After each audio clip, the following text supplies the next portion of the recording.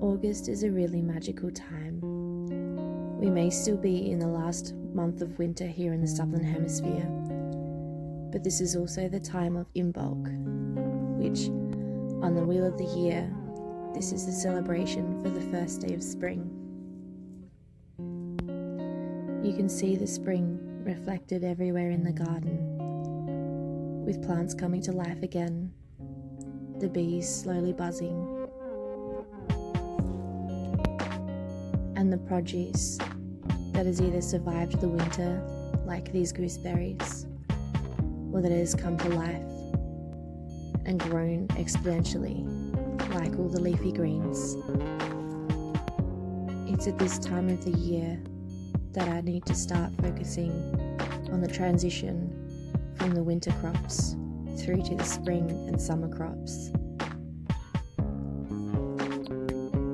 So often we think that we need to do elaborate celebrations for things like the wheel of the year, but it's actually in the small everyday acts, like walking through the garden, seeing what produce that you have, what produce is on the way, and what you can celebrate, that actually bring a sense of sacredness.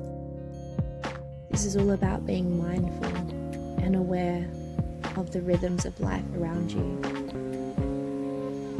Imbolc is traditionally seen as one of the fire celebrations, one where we celebrate the return of the light and honour the goddess Bridget. One of the ways I like to do this is by giving the house a cleanse by using sage to smudge throughout each room.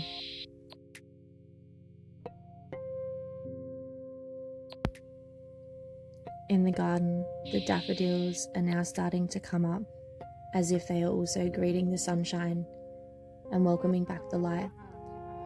They so often remind me of the traditional myth of Hades and Persephone and the underworld, and how we go through that transitional stage in our lives.